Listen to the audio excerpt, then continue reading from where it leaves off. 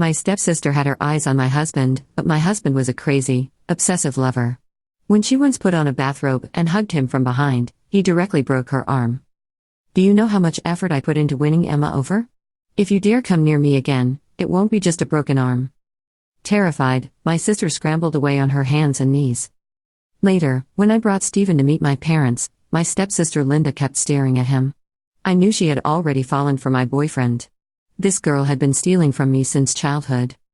During one family meal, my mother's side began thoroughly investigating Stephen's background. That day, I was on my period and not feeling well. Stephen quietly went into the kitchen to make me some brown sugar water. Seizing the chance, my mom said, "Emma, your boyfriend is quite excellent, but he doesn't really match you. How about this, give Stephen to your sister. She's lively and beautiful. They'd look much better together than you and him." I laughed out loud. The nerve she had to say such a thing. Linda had been born to my mother and her later husband. She looked like her father, puffy eyes, droopy eyelids, a flat nose. At 18, she started plastic surgery. She looked better now, but the artificial traces were obvious. Seeing my lack of response, my mom grew angry. "You stubborn girl. You're the older sister, can't you be more considerate and give your husband to your sister? What a waste, raising you all these years. You're such an ungrateful brat." I was stunned by my mother's audacity. After my parents divorced, my dad sent monthly child support, but my mother hardly spent any of it on me. I never had a new outfit or toy. Neighbors pitied me and gave me their children's outgrown clothes and second-hand toys. Even my stepfather's mother secretly used her savings to help me. By 7 or 8, I was already washing clothes and cooking. Later, I worked summer jobs to pay for school supplies and textbooks. Everything I had achieved was through my own effort, but my mother treated Linda and me completely differently. She spoiled Linda rotten. Whatever Linda wanted of mine, my mom would help her take it. Thinking about it, it wasn't even surprising she'd say such outrageous words. Just then, Stephen returned with the brown sugar water. My mom and Linda quickly shut up. "The water's still hot, let me feed you," Stephen said, scooping some up, blowing on it gently, and bringing it to my lips. I felt embarrassed. There are people here. I can do it myself. But his eyes were bold. "I'm feeding my wife brown sugar water. Who dares have an opinion?" Linda forced a smile. "How could we? We're happy for sister, seeing how good you are to her. I really envy her. Just for a stomachache, her husband personally feeds her medicine. Outsiders might think her hands are broken." She was calling me dramatic. Unfortunately for her, Stephen wasn't someone who thought like normal people. He slammed the bowl onto the coffee table, his aura cold. "Are you cursing Emma?" Linda froze as if a venomous snake had locked eyes on her. She burst into tears. "That's not what I meant. I was just complimenting you for being so good to her." Stephen snorted. "You'd better not be." Shaken, she stayed silent for a while. But watching his tender care for me, her envy only deepened. "Brother-in-law," she suddenly cooed, "I'm also on my period. Could you make me a cup of brown sugar water too?" I got goosebumps all over from her sickly sweet voice. Stephen laughed coldly. "Are your hands or feet broken? Can't you make it yourself?" Linda pouted. "But didn't you make it for my sister? Emma is my wife. What are you?" His voice was sharp. "Do you really think you're worthy?" Humiliated, Linda covered her mouth and ran to her room. I sipped the drink Stephen fed me, savoring both his attention and the show. He was truly a tough nut to crack, not someone Linda could manipulate easily. After some time, Linda composed herself and came back out. Seeing only me in the living room, she glared resentfully. "Emma, don't get too cocky. I stole your design work once, and I can steal your husband now." "Oh, you can try," I said lightly, though my mood wasn't calm. Back in freshman year, I had wanted to study architecture abroad. I drew many designs to submit to a top overseas design school. Linda stole them and submitted them under her name. She got into my dream school while I stayed behind. But Linda had no real skill. Without my designs, she was nothing. She delayed graduation for 2 years before barely scraping through. It was my life's biggest regret. If it weren't for Linda's grandmother being kind to me, I'd never want to see the Wilson family again. But now she lived with her younger son, so she wasn't here. "What are you talking about?" Stephen's voice suddenly came from behind me. Linda jumped, but then plastered on a sweet smile. "Brother-in-law, I just graduated and haven't found a job yet. Since you own a design firm, could I intern there?" Stephen looked at her for a long moment, then replied flatly, "Of course. No problem." She squealed, "Brother-in-law, you're so good, I love you." Stephen's smile was cold. "It's what I should do." But Stephen already knew how Linda had sabotaged me years ago. Disaster was waiting for her. The next day, Linda dressed up like a peacock and arrived at work. When Stephen and I walked in, we overheard her chatting with new colleagues. "This company is so hard to get into," she said proudly. "Luckily, I have a special relationship with Stephen." The colleagues perked up. "Special? How special?" She blushed theatrically. "Oh, stop asking. Stephen values privacy, so he doesn't want our relationship known." She managed to say nothing while implying everything, misleading them into thinking Stephen was her boyfriend. Her colleagues exchanged glances, but their expressions shifted to disdain. Because as Stephen's obsessive lover, he had already made our relationship public the very first day I joined the company. Stephen's words lingered in the air like the sound of a closing door, final and merciless, leaving Linda pale as she forced a laugh to cover her embarrassment in front of the new colleagues. I watched her closely, hiding my satisfaction behind a calm expression. She thought she had managed to deceive others with her fabricated charm, but she underestimated Stephen. He was not just an obsessive lover, he was a strategist, a man who never forgot and never forgave. I had seen it in his eyes the first time we met. That same cold intensity that terrified others had been the very thing that drew me in. To him, loyalty was sacred, and betrayal was punishable. Linda was about to find out just how high the price of betrayal could be. That evening, after work, Stephen and I returned home. He placed his jacket neatly on the hanger and came to sit beside me on the couch. His hand brushed over mine with casual tenderness, but the sharp glint in his eyes betrayed his thoughts. "Emma, do you remember the design she stole from you?" His tone was calm, but it carried an underlying weight that made me straighten in my seat. I nodded. "I will never forget. That was my dream, Stephen. She took everything I worked for and destroyed it in one move." His jaw tightened, and he lifted my hand to his lips, kissing it as if sealing a vow. "She will pay for that. Slowly. Thoroughly. I will make sure she tastes the bitterness of every stolen opportunity." The next few days at the office were like a game of chess. Linda, dressed in expensive clothes and perfume that couldn't mask her insecurity, strutted around as though she belonged. She smiled sweetly at everyone, dropping Stephen's name in casual conversations, insinuating a closeness that didn't exist. The more she tried, the more isolated she became. Stephen didn't even look at her except to give her cold, clinical instructions. Colleagues began whispering, some mocking her behind her back. I watched her confidence chip away bit by bit. One morning, Stephen called Linda into his office. I stood outside the glass wall, pretending to go through papers, but my ears strained to hear. His voice was calm but carried a chilling authority. "Linda, do you understand what we do here?" There was a pause, then her overly sweet tone replied. "Of course, brother-in-law. I study design too, remember? I can handle it." Stephen leaned back in his chair, the faintest smile curving his lips, one that never reached his eyes. "Good. Then I'll give you a project. Prove yourself." Linda came out of the office beaming, carrying a thick folder. She walked straight past me without a word, though her eyes held triumph as if she had finally won something. I knew Stephen better than she did. That project wasn't a gift. It was a trap. Later that night, while Stephen worked late in his home office, I brought him a cup of tea. His desk was littered with documents, sketches, and a glowing laptop screen. "You gave her a real project?" I asked. His lips curled into a cold smirk. "Not just real. Crucial. If she fails, the entire team will see her incompetence. If she tries to steal again, I have already secured every design with time-stamped files and internal records. She will have nowhere to run." Weeks passed. Linda tried her hardest, but the cracks showed quickly. She didn't understand the depth of the work, nor the creativity it demanded. She begged colleagues for help, trying to charm them, but most turned away. Rumors spread that she wasn't fit for the role. By the time the client presentation arrived, Linda was a bundle of nerves. That morning, the conference room was filled with the hum of conversation. Stephen entered with quiet authority, Linda trailing behind clutching her documents. When it was her turn, she stood trembling before the clients. Her slides were messy, her explanations shallow. The clients exchanged glances, unimpressed. Stephen sat still, his expression unreadable, until one of the clients asked a pointed question. Linda froze. She stammered, then looked toward Stephen for help. He didn't move. Instead, his voice cut through the silence like a knife. "Emma, why don't you explain it?" I rose slowly, walking to the front. I had been working in the background on the same project, perfecting every detail, anticipating this exact moment. With calm confidence, I explained the design, breaking down the concepts, addressing concerns, and presenting solutions.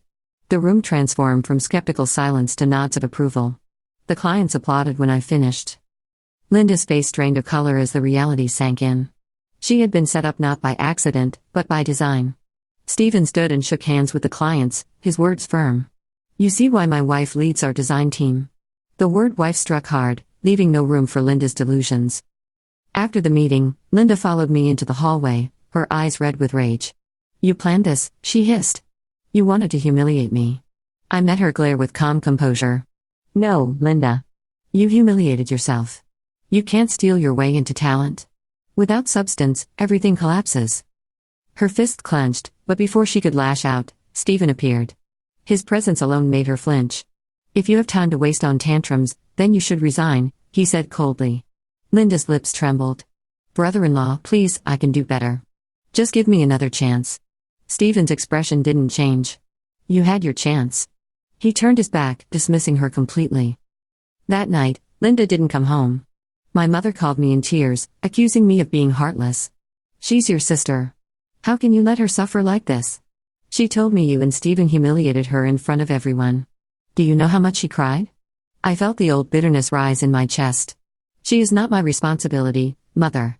You chose to spoil her while I starved. Now she's tasting the life she earned." My mother gasped, then shouted, "Ungrateful child. I should never have raised you." I hung up, shaking but resolute. Stephen took the phone from my hand and set it aside. "Stop letting their voices hurt you," he said softly, pulling me into his arms. "They don't deserve a single thought from you." The following weeks grew darker for Linda. She clung to the company like a shadow, but everyone saw her differently now. She was no longer the pretty girl with charm, she was the fraud who had tried to deceive them. Each whisper, each dismissive look cut her deeper. She started making mistakes, arriving late, forgetting tasks. Stephen ignored her existence entirely, his coldness sharper than any insult. One evening, as Stephen and I left the office, we passed the lobby and saw Linda cornered by a group of colleagues. They were mocking her, laughing at her exaggerated lies about her so-called closeness with Stephen. I expected her to fight back, but instead, she broke down, sobbing uncontrollably. For a brief moment, guilt tugged at me, but then I remembered every stolen design, every cruel word, every time she had tried to take what was mine. My heart hardened. At home, Stephen poured himself a drink, his eyes thoughtful. "She won't last much longer," he said. "But before she leaves, I want her to face the truth. Not just about her incompetence, but about the past." I tilted my head, curiosity sparking. "What do you mean?"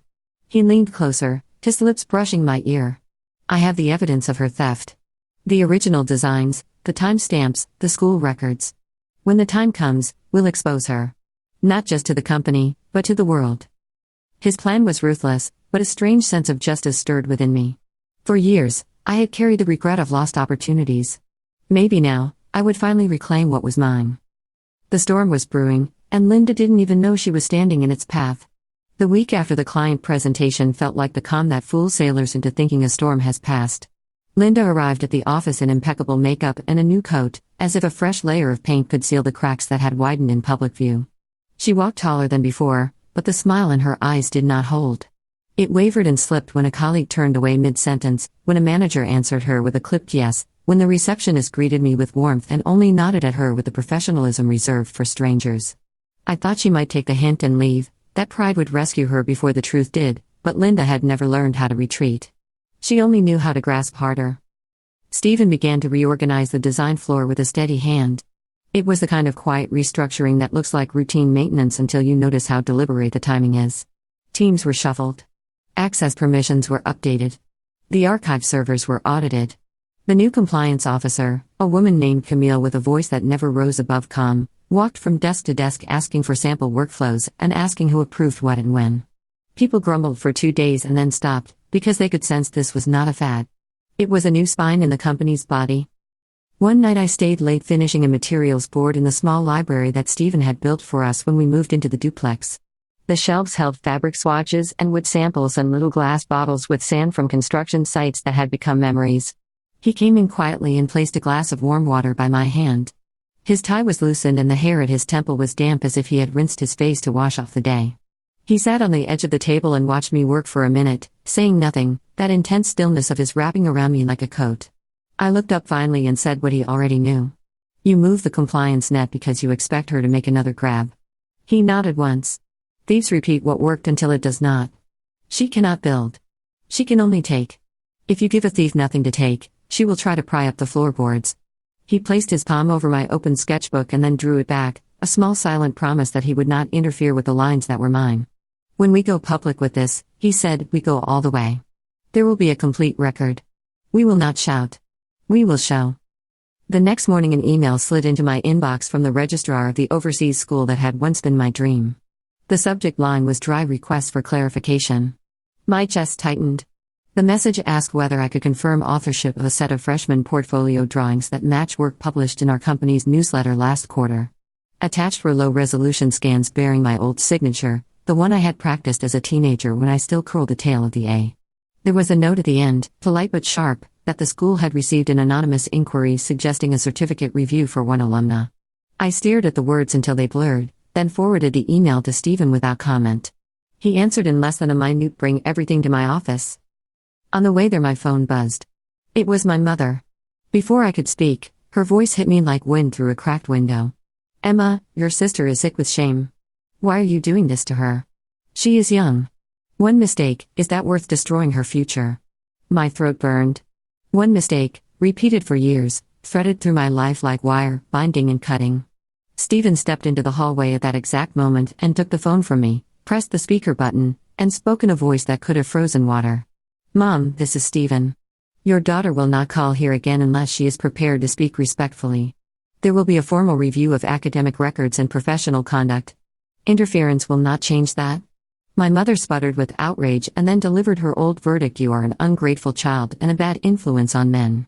The call ended with a tiny digital click of defeat. Stephen handed the phone back, and for a moment I hated that I needed the shield he made of himself. Then I remembered how it felt to sew my own school skirt by hand at 13 because there was no money left after plastic surgery consultations, and the shame cleared like smoke from my lungs. That afternoon Camille asked me to walk her through the original architecture portfolio that had been stolen. I went to our storage room and opened a battered cardboard box that had not been opened in years. Inside were notebooks with bent spines, pastel dust still clinging to corners, tracing paper curled at the edges, a small envelope with international postage that I had never mailed because by the time I found the courage, the chance had already been taken from me. Camille set everything out on a long table under white light and photographed each page with a dated camera that printed a tiny timestamp on the side. Stephen came in midway through and stood across from me, reading my notes like they were poetry he had been waiting to hear. For the first time, the pain of those drawings was matched by something else, a steadiness that felt almost like pride. The lines were not perfect. The vision was young. But the hand was mine. The first real sign that Linda felt the trap closing came 3 days later. I returned from a site visit to find my monitor on, my chair a few inches off from where I always left it. Nothing was missing. Nothing obvious at least. But in the version control logs there were 2 attempts to download a full project folder at 2 in the morning from a temporary badge. Camille pulled the building access records. A maintenance door had been opened without a registered maintenance event. She printed the footage from the security camera at the freight elevator. The woman was covered in a hoodie, head down, but when she fumbled her phone, the light from the screen flashed across her face. It was Linda. Stephen watched the footage without blinking. Do not confront her yet, he said. She is not done. We need intent and pattern, not a single night of stupidity. Camille nodded. She had the calm of someone who had seen 100 versions of the same mistake and none of them surprised her. She drafted a quiet memo to the legal team and began a paper trail that did not accuse, only recorded. I slept badly that night. In my dream I was standing in the old kitchen and my mother was taking the last egg from the carton to fry for Linda while I tried to whisk water with air and pretend it could turn into breakfast. Stephen woke when I did and pulled me close. Tell me, he said, and I did, all of it, the light in the window at dawn when I went to my first job before school, the sound of their laughter behind a closed door, the way the mailman looked at me with pity when he handed over envelopes with my father's support payments. He said nothing but his arms tightened, and I felt that fierce possessiveness of his, the one people call control, turn into a shelter around me. The city announced a design showcase for a new civic arts center in the old warehouse district, a project that would attract press and donors and the kind of eyes that could change the trajectory of a firm. Stephen decided we would present a concept not as bidders but as leaders, as a model of what public space could be if it were built for ordinary people who never feel invited. He put me in charge of the vision deck. When I suggested bringing 2 junior designers to shadow me, he agreed at once and then added Linda to the distribution list with the pleasant neutrality of a boss who sees all his employees as resources. I knew what it meant. Give a desperate thief something bright and she will reach for it even if it burns. We worked late the night before the showcase. The office hummed with the low energy of concentration. At 11 I told the team to go home. Camille stayed, pretending to review a procurement log, but I could tell she was waiting. Near midnight, I slipped into Stephen's office to rest my eyes for a few minutes on the small sofa. I woke to the soft creak of a door. Through the glass wall I saw a figure move between cubicles, slow and careful. Linda paused at my desk, glanced over her shoulder, then slid a flash drive into the port. She copied the presentation folder, then replaced the final render files with earlier drafts that had known issues. When she moved to leave, Camille stepped from the shadows with another security officer at her side. The camera in the corner blinked its little red light like a heartbeat. Linda froze. For a moment she looked almost relieved, as if being caught was easier than holding her breath for one more minute.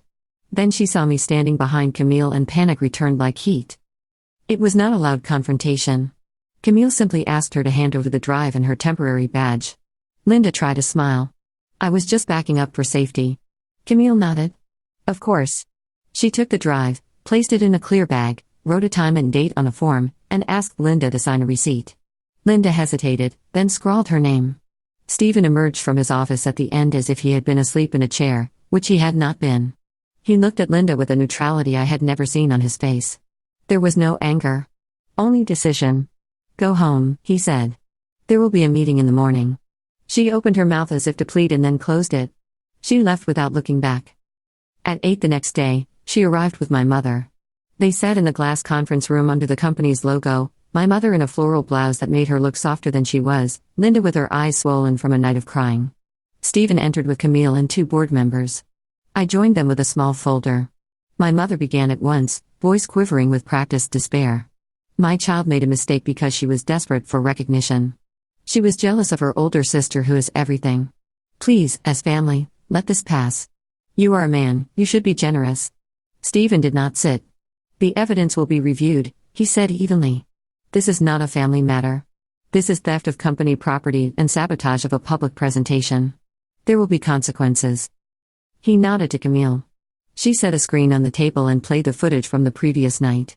Then she brought up the access logs, the download records, the metadata on the file edits. The room was quiet except for the small sounds of paper sliding and keys tapping. When the last still image froze on the screen, my mother folded her arms as if cold and then went on the attack like she always did when pleading failed. Emma put you up to this, she said, pointing at me with hands that had never washed my uniforms. She hates her sister. She is jealous of her beauty. She wants to ruin her. I took a breath and slid my folder across the table to Linda.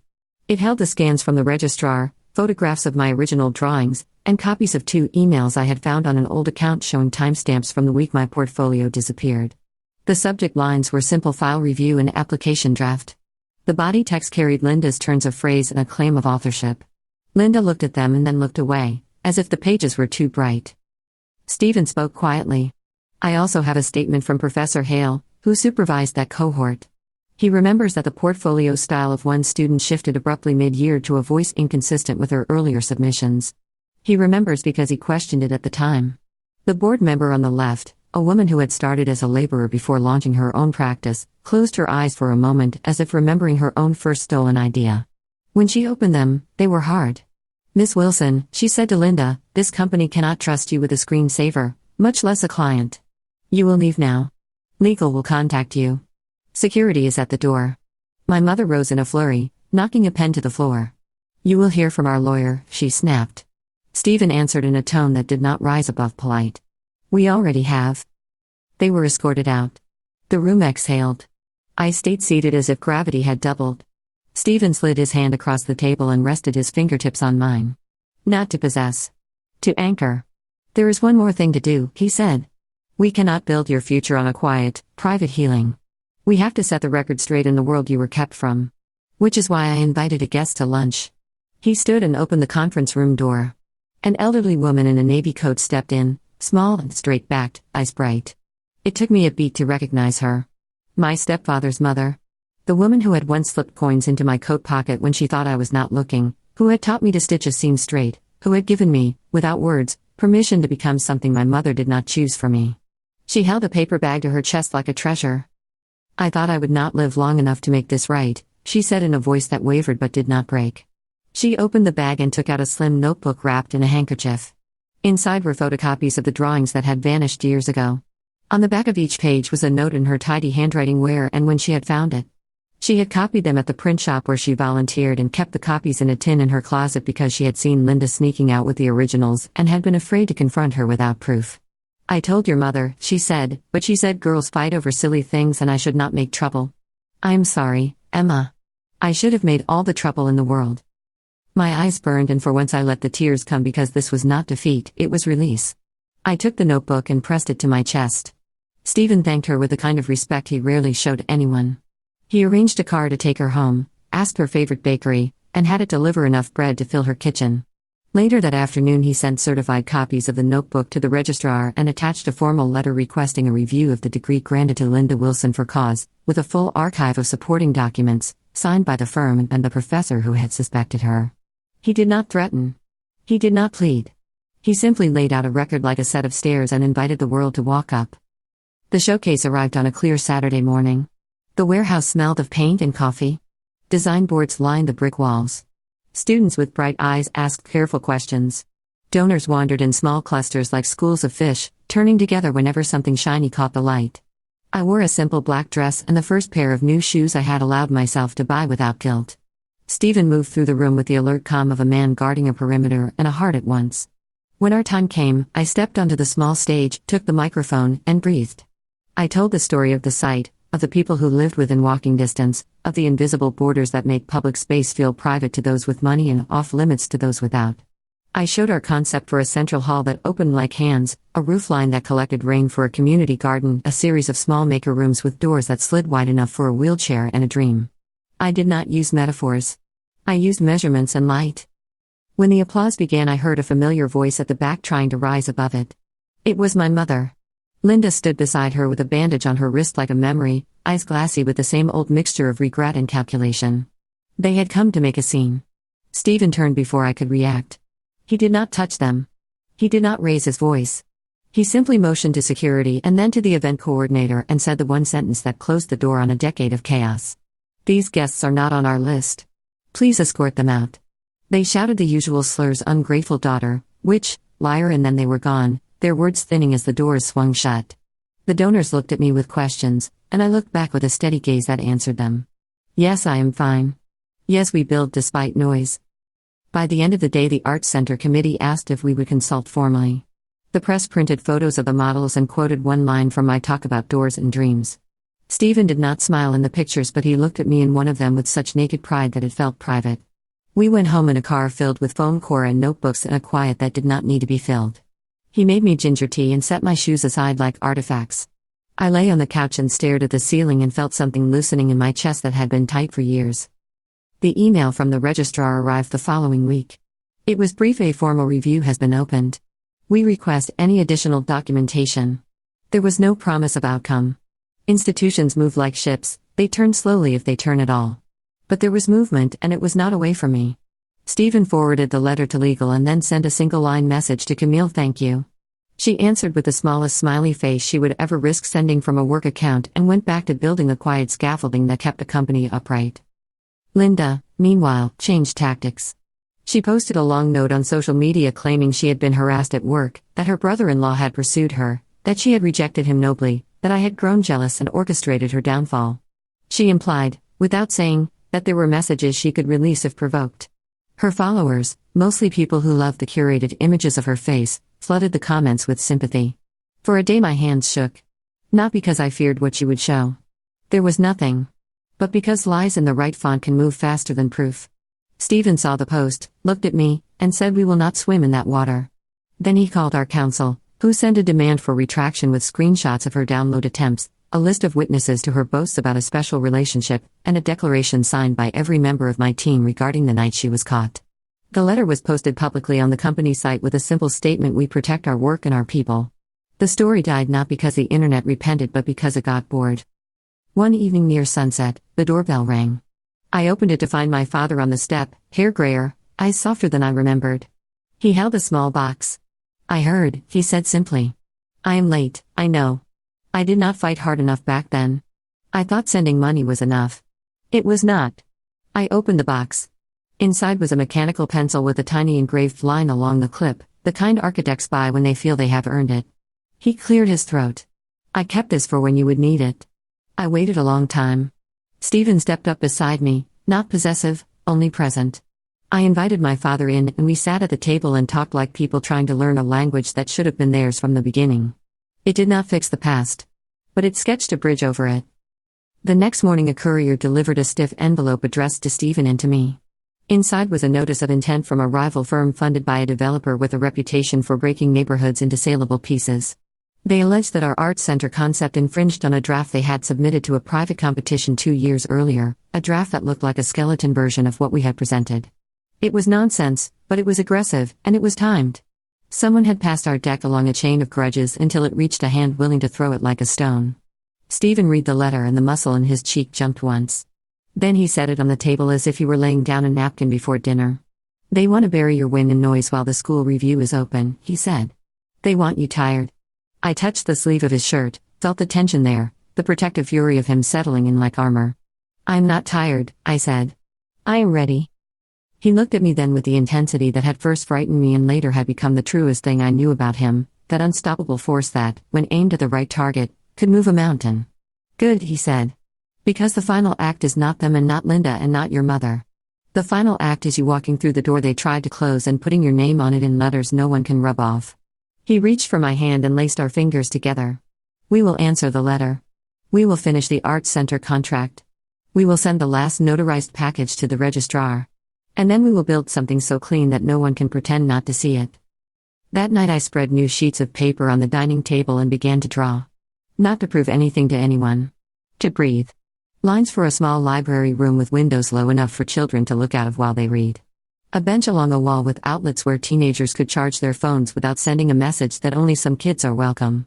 A quiet corridor where older neighbors could walk without fear of a scooter at their ankles. Stephen sat across from me and watched, elbows on the table, chin on his hands, as if my drawing were a city coming to life.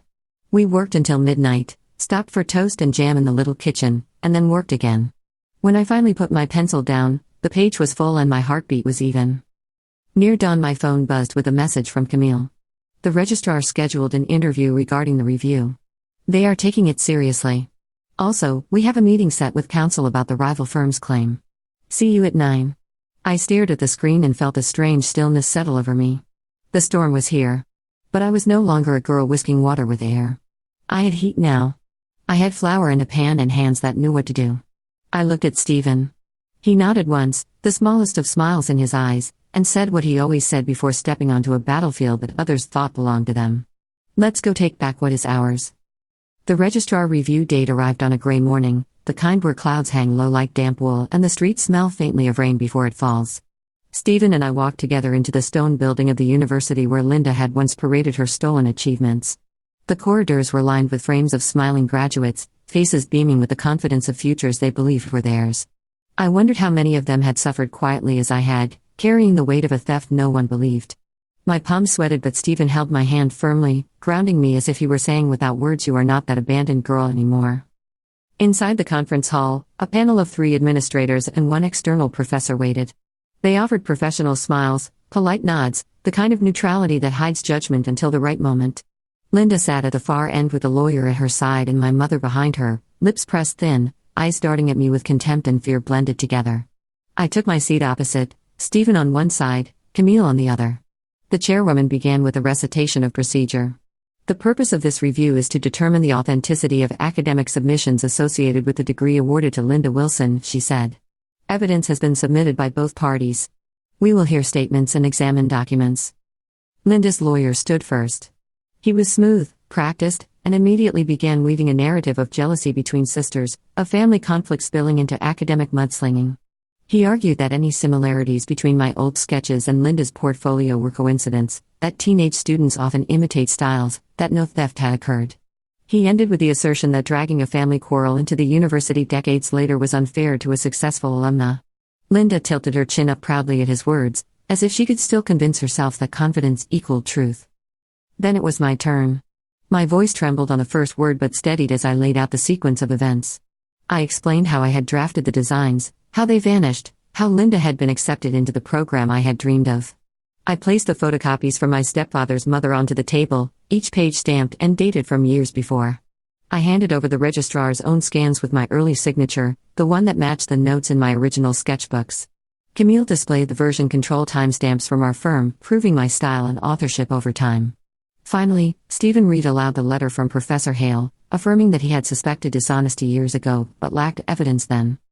For a long moment the panel said nothing. Papers shuffled, pens tapped. Then one professor leaned forward and asked Linda directly why her early assignments bore one style and her later portfolio another. Linda hesitated, her tongue caught between answers. She muttered something about artistic growth, about practice and mentorship, but her voice faltered when the professor pressed her again, this time with the copies side by side. The room grew still, and for the first time in my life I watched Linda shrink instead of expand. The mask cracked. The decision was not given immediately. They said it would take time, that the integrity of the institution required full diligence. But when I left the hall I already knew the tide had shifted. My mother hissed at me as I passed, "Ungrateful child, ruining your sister." But her voice sounded brittle, her words bouncing off armor I had grown through years of scars. Stephen's arm around my shoulders told me everything. Whether the university stripped Linda's degree tomorrow or in 6 months, her illusion was collapsing. Truth does not always move fast, but once it starts it does not stop. Outside, rain had begun to fall. Drops clung to my hair and cheeks. For the first time the cold did not feel cruel. It felt like cleansing. Stephen tilted his face upward for a moment, then leaned close to whisper, "We are almost at the end." I nodded, my chest lighter than it had been in years. The rival firm's legal claim came next. They pushed aggressively, sending letters to clients, hinting to donors that our art center design was plagiarized. It was a tactic to stain our reputation. But Camille and Stephen dismantled their accusations piece by piece. Our files showed clear timestamps, process photos, internal approvals. More importantly, our design was rooted in a philosophy of community access, while theirs was a sterile corporate plan with no relation to our vision. At the hearing, Stephen stood calmly, presenting each fact like a stone laid on solid ground. The opposing counsel grew redder with each point, their arguments unraveling until even the board overseeing the dispute looked irritated.